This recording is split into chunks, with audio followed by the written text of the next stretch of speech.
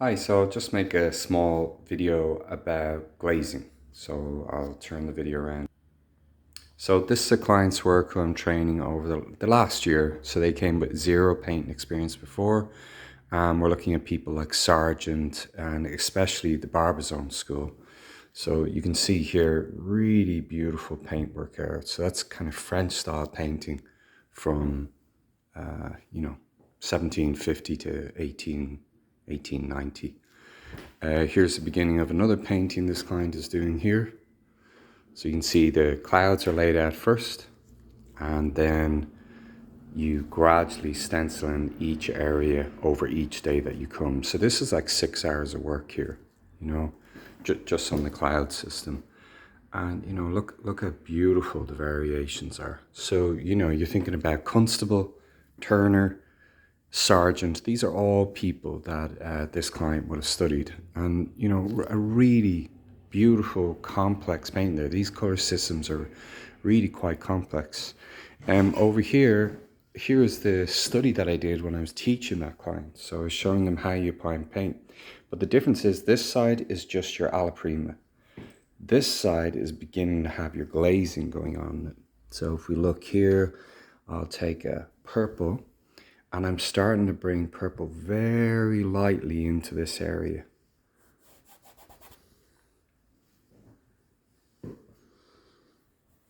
And your purples, your violet, dioxine purple, you can mix with the green glaze to calm it down. There's little bits of white in this as well. So let's say we look at this one here, and I don't want this as potent.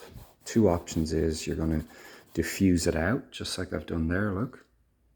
So let's say it used to be this way, and now it's diffused out. When you come back from a distance and then you look at that, you can see how that functions within the water.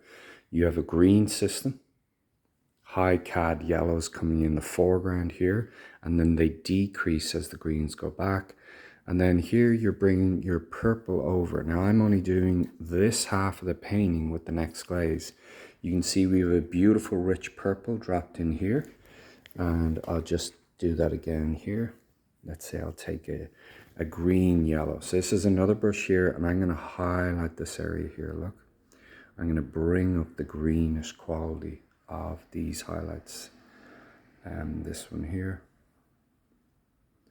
or that one. Okay. And you can really see what that does. Now, if you don't like your glaze, it's so simple. Just take your cloth, and you'll see this all the time in Rembrandt. And I'm going to take, let's say, this highlight here. Okay, make sure we're zoomed in on that. And I'm going to clean away the glaze. The glaze is now gone. Let's say I want to pop this one. I'm going to rub that away. And the one underneath will do the same. This one. And as you can see, they come back. I'll really exaggerate it by showing you this one here. And I'm only going to rub the center away. So now you see we've got a glow in the center, glaze on top, and glaze on bottom. The purple, dark purples here are also glazes. This side didn't get the glaze yet. So you can see it's a matte kind of purple and matte greens. So this part of the painting here is glazed and this part isn't.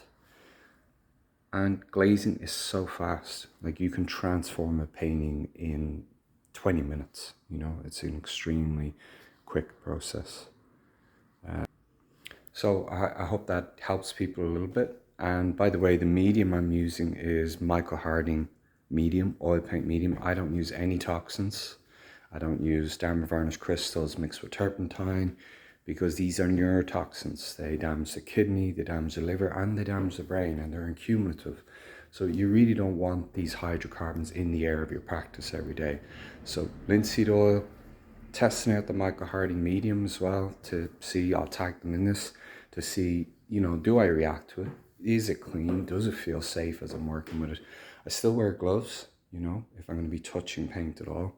I don't use lead whites, but if you're using cadmiums, you know, wear gloves. You don't want cadmiums on your skin. And most paint actually has aluminium in it, aluminium powders.